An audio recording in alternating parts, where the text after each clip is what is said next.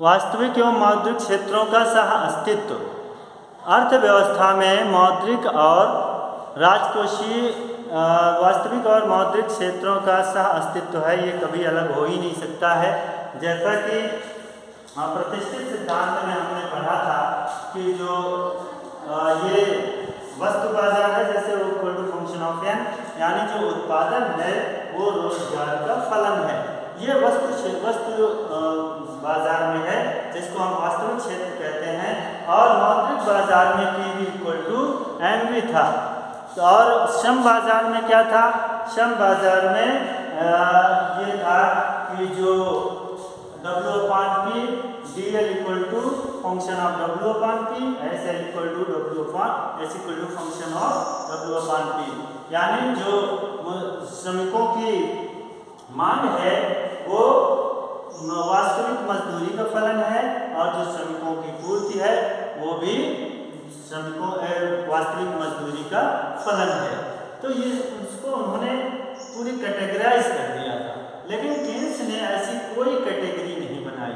Keynes जो है वो अपना एक सिद्धांत दिए, प्रभावपूर्ण मांग का सिद्धांत, और प्रभावपूर्ण मांग के सिद्धांत में उन्होंने कहीं भी ऐसा ये नहीं किया कि ये वास्तविक क्षेत्र है, कि मौद्रिक क्षेत्र है, या ये श्रम क्षेत्र है। उन्होंने ऐसा कुछ भी नहीं कहा। तो ये जो है सह अस्तित्व है, इनको अलग नहीं किया जा सकता है। दीर्घकालीन विश्लेषण अनुपयुक्त। दीर्घकालीन विश्लेषण ये इसको हम लोग पढ़ चुके हैं माइक्रो इकोनॉमिक्स में, पिछले क्लास में पढ़ चुके हैं।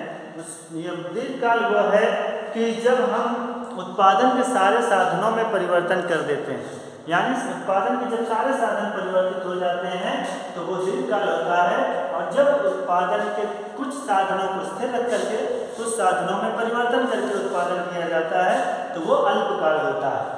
लेकिन केन्स से इस प्रतिष्ठित सिद्धांत पूरी तरह दीर्घकाल पर आधारित है, लेकिन केन्स ने कहा दीर्घकाल में तो हम मर जाते हैं, we are die in the long term, तो हम सब तो दीर्घकाल में मर जाते हैं, फिर उसका कोई मतलब नहीं रह जाता।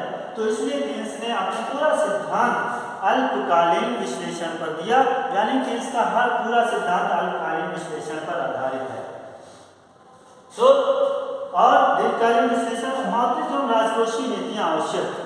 केन्स कहते हैं अगर अर्थव्यवस्था को चलाना है सुचारू रूप से तो हमें अल्पकाल तो हमें राजकोषीय नीति और मौद्रिक नीति को रखना होगा, यानी सरकार का अस्तित्व होना जरूरी है कि अगर अर्थव्यवस्था में बेरोजगारी है या महंगाई है तो सरकार उसको राजकोषीय नीति और मौद्रिक नीति के द्वारा समायोजित करती है।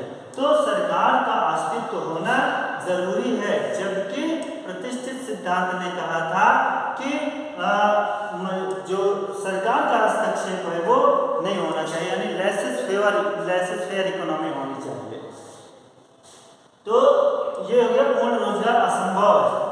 पूर्ण रोजगार के जो प्रतिष्ठित सिद्धांत पढ़ा था वो इस मान्यता पर आधारित है कि अर्थव्यवस्था में पूर्ण रोजगार की स्थिति रहती है।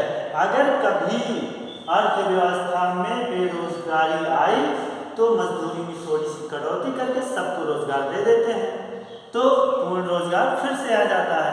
लेकिन केन्स कहते हैं कि पूर्ण रोजगार हो ही नहीं सकता है।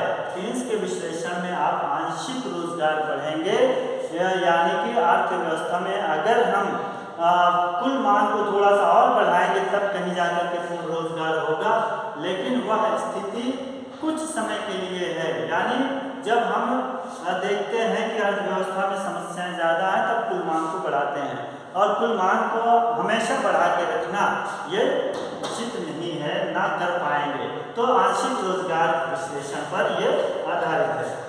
व्यापार चक्रों की व्याख्या करने में असमर्थ। यह सिद्धांत जो है वो व्यापार चक्रों की व्याख्या करने में असमर्थ है, वो व्यापार चक्रों की व्याख्या नहीं कर सकता है, जबकि केन्स का